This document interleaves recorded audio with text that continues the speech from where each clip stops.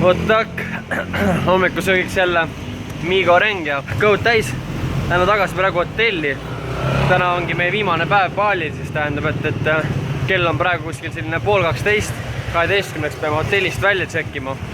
Aga kuna meil lennuk läheb alles põhimõtteliselt keskööl, siis oleks meil nagu teoorias vaja mingit nagu sellist lahendust, et kus nagu oma asju hoida või kus nagu aega parajaks teha, sellepärast et ilmselgelt terve päev me kuskil linna peal nagu konnata ei jaksa ja vahepeal tuleb nagu väsimust peale. Kui ilm hoiab, siis üritame võib-olla ära käia ikkagi seal Blue Point Beachil, kuna siin Birgit ja Kristina aitäh teile soovituste eest, et kirjutasid mulle, et see on tõesti väga spets koht ja väga lahe maastik ja ilus helesinine rand ja nii edasi, et siis vaatame, kui me saame veel ühe rolleri, siis võib-olla käime ka seal ära, et olgu see siis meie tänase päeva nii-öelda highlight. Peale seda jäämegi tõenäoliselt siis sammud juba lennujaama poole ja taas kohtume Rolf Roosalu ja teiste vahvate Eesti tegelastega ja ega siin suurt midagi enam polegi, pikka pidu ei ole. Puhkus hakkab läbi saama ja tuleb jälle reaalsesse ellu tagasi tulla, et loodame, et me saame laundrist oma pesu ka normaalselt kätte, et siin on ju nii niiske, et põhimõtteliselt nad kuivatavad seda pesu väljas, et pesevad ära ja siis panevad selle välja kuivama, aga kuna nii niiske on, siis need riided kuivavad siin 2-3 päeva, et me oleme ise ka proovinud enda asju kuskil kuivatada, aga ei ole väga varianti, et loodame, et saab enam-vähem kuivad riided, siis saab need ka endale selgu vaada. Mõtlesin, et küsin, et where's our laundry? Aga ei paista jälle siin, see on suvitav receptionil siin kunagi nagu kedagi ei ole, et hotellis on nagu haud vaikus, nagu oleks mingi kummituslossis kuskil.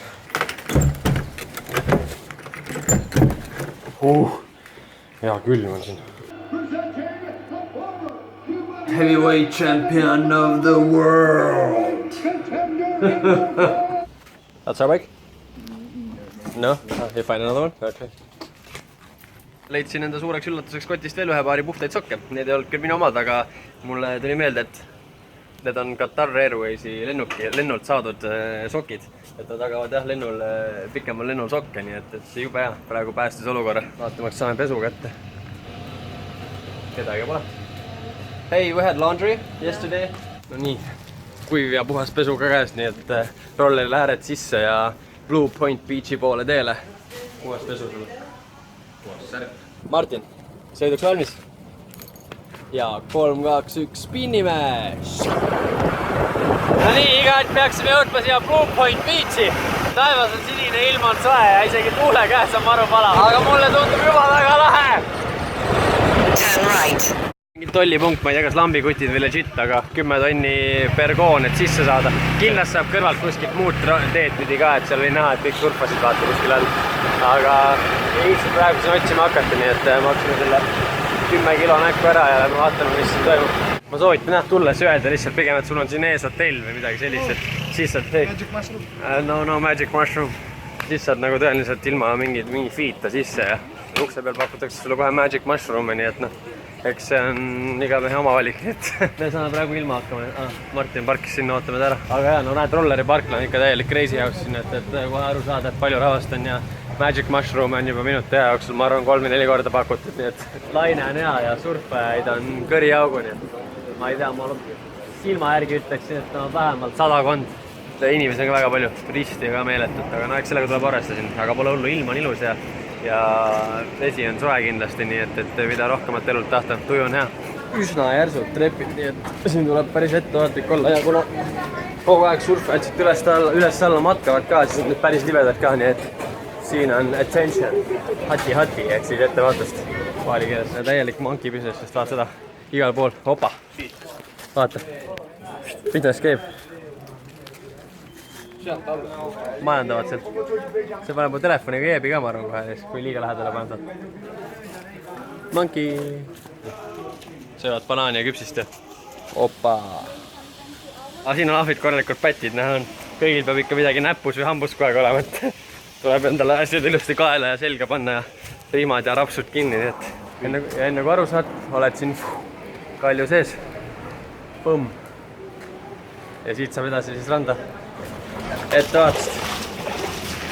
Ma pean ketsi ära võtma. Siis peab vee sees matkama pool teed, et ega see on targem tegu, jah. See on nagu mingi secret entrance to the Paradise Beach. Hoppa! Hopp! Sealt me siis tulime sisse ja siin on siis see rand. Nüüd istud siin? Kalju ääre all. Väga lahe. Martin läheb teeb väikse streaminga ja siis tuleb vaatab asju, siis võib-olla jästab endal ka peale minna. Müstiline jälle taas kord ikka imetled seda loodust ja mõtled, et see on ebareaalne. Sellised kohad, aga ma arvan jah, et siin kõrge tõusu ajal jookseb teikse arvesse vett täid, sellepärast niimoodi õõnestab seda vaikselt, seda maismaad, et siin on veel paar tüüpi oma kärbestega taevast praegu, aga küll me oma korra saame, nii et pole hullu. Kiiret iseenesest veel kuskil ei ole. Kalamehed. Viimased päevad siin oleme kreemiga niimoodi kokku hoidnud, et nägu, jalad ja kõik on nii ära põlenud, et täna tuleb natukene ettevaatlikum, kauaks siia passi peale ei saa. Aga vaata, mis siin veel on. Mingid lahedad brakid ja mingid kuradi konteinerid. Ma ei kujuta ette, kuidas need siia saanud on. Ma arvan, et need on sealt kuradi ülevalt alla vidatud siia. Või ma ei tea, mis pidi. No see on tõeline surfiparadiis ja kui te mind ei usu, siis vaadake ise.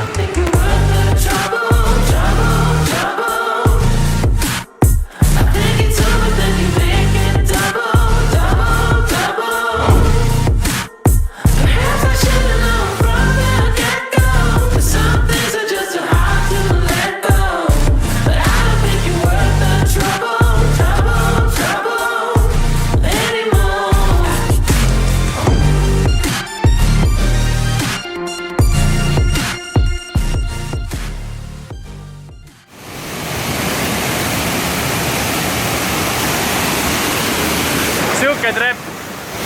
Mingi veel läks üles sealt hull peast. See tundub päris võimas. Korralik. Jube valav päevitusest sai lennusemega tehtud. Jälle mingi mävik tiirutus mu ümber seal nagu jälid. Siin on jälle siuksed puhtid. Et kes surfab, siis saab pärast tulla siia üles. Mingid fotograafid panevad oma teleobjektiividega siis neid surfipilte, saab pärast siin tulla oma galerii läbi lapata ja kui mõni huvi pakub, siis neilt selle mingi väikse klotsi eest ära osta. Nüüd matkame üles tagasi nüüd päris lahedalt sellise jalgade peal sellised varungid vägedad.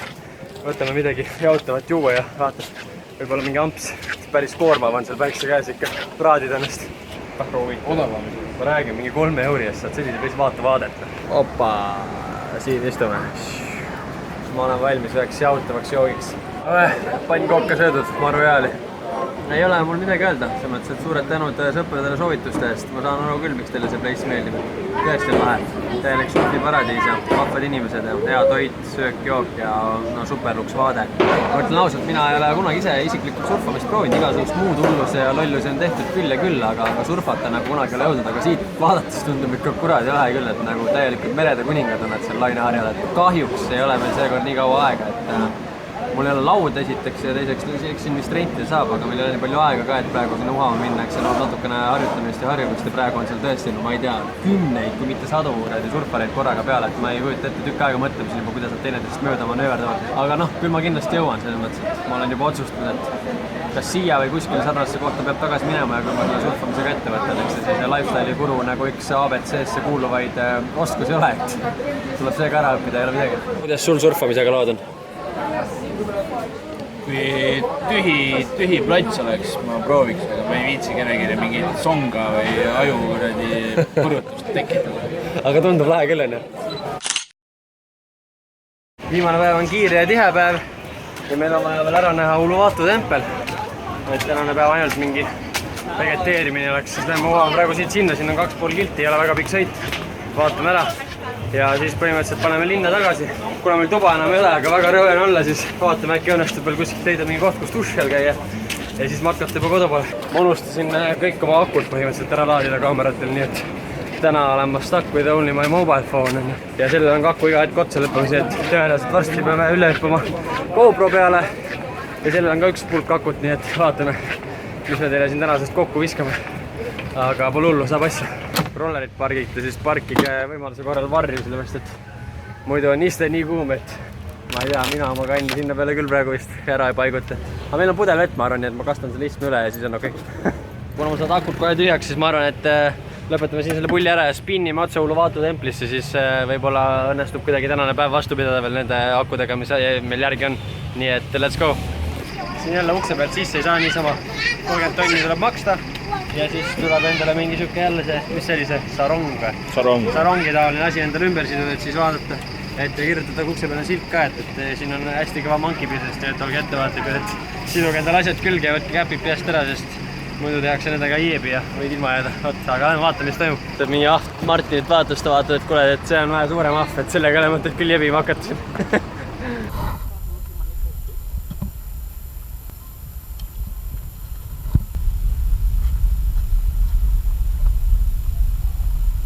Paar minutit oleme jalutanud ja no see vist vaade siit avaneb, see on müstika.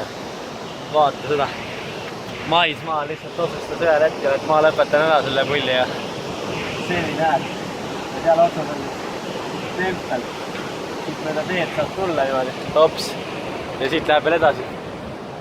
Vot. All on siuke vaade. Väga kõva, väga kõva. Nii kui koti lahti tegin ja esimese tiiviku välja jõudsin võtta, siis lõigati mulle juba, et no drone. Küsin, et kas siis äkki, noh ma ei tea, äkki annab maksta midagi, et võiks nagu filmida, aga ei tea, vehitakse mulle kätte küsin. Selle kohaga jääb praeguseks siis nii. Kellel kunagi võimalus, siis tulge vaadake see asi siin oma silmaga ise üle, et see on tõesti võimas. Just see loodus, see tempel ikka nagu tempel on, aga see, kus kohas ta paikneb, et just see asukoht on nagu meeletult lahe. Kahjuks jah, ei saa teile praegu sellist linnuvaadet sellest näidata, aga mis teha, sometimes win, always lose või. Aga kuna mul siin akudes enam juice'i järgi ei ole ja nüüd on meil mingi selline pooletunnine sõit koju, siis ja akud on juba tühjad, siis ma arvan, et jätkame selle asjaga kodus ja saadan teid praegu sinna. Tšau!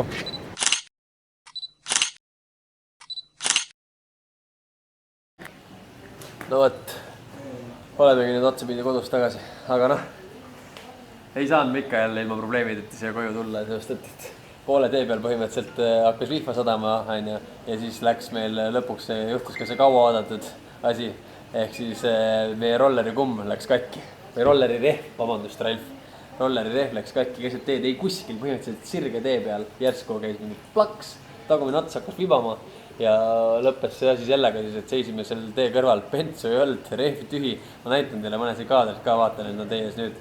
Ei no, täiesti pekkis. Poole tee peal koju. Pidi see juhtuma lõpuks. Tagumine rehv on siin. Lõks. Tunnele sõidu pealt, et mingi vibra lai sisse, mõtlesime, et kütus on otsas. Ja kütus on ka otsas põhimõtteliselt. Aga rehv on siin. Koju on veel 5 kilti ja ilm ei ole hea, nii et ma ei tea. Vaatame, mis nüüd tegema. Nüüd hakkame seiklema. Martin läheb praegu üksi vaikselt ette poole natukene ära, vaatab, kas leiab kuskilt kütust ja äkki saab rehvi ka täis puhata, et sellel ei ole kindlustus ka, ma ei tea, mis. Ma ei või. Vaikselt viskab üles kino juba, aga noh. Elu on seiklus, mis teil ikka. Vaata, mis teha annab.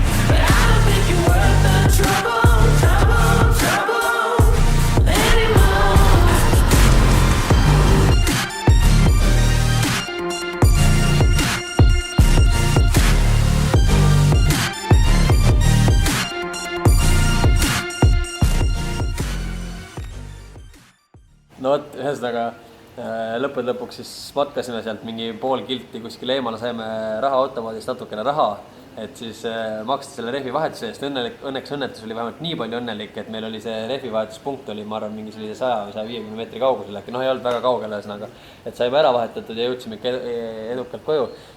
Starter läks läbi, tähendame sealt rollerit süütest käima, õnneks selle Kickstarter töötas, nii me saime sealt käima. Nüüd me teeme selle rolleri siia vaikselt ära ja panime selle siia nurga taha ära põhimõtteliselt ühe paagiga ja see oli väga ligad logad, et velg oli ka 8. Aga noh, ega ma teda väga palju paremas seisus ei saanud ka, nii et viskasime praegu võtmed receptionist ära, kedagi seal ei ole ja ongi kogu lugu.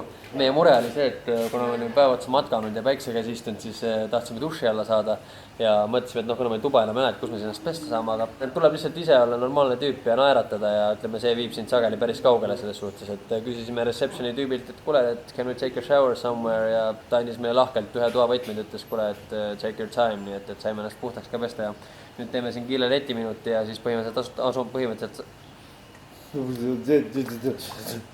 Nüüd teeme siin kiire netiminuti ja asumegi põhimõtteliselt lennujaama poole teele. Lähme sööme veel enne seda midagi head ja paremat ja mõnes kohalikus varungis ja siis saame sammud lennujaama, et seal on meil üks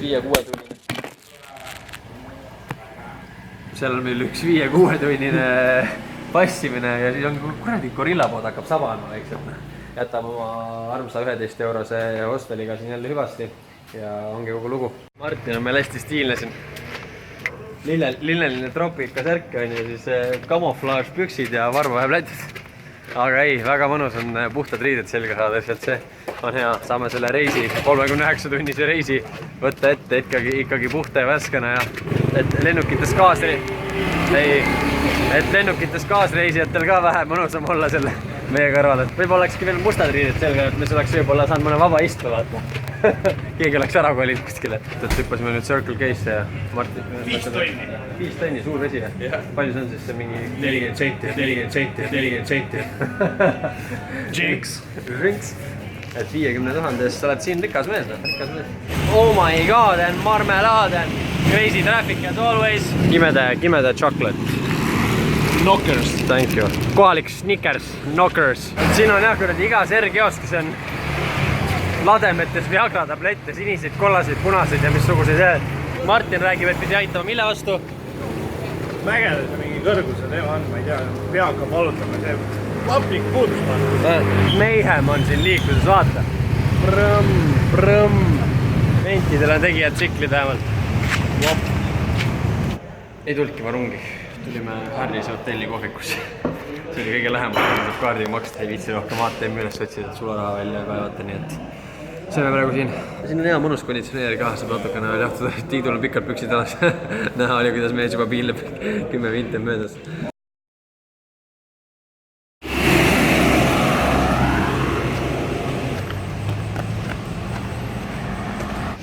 Danger zone.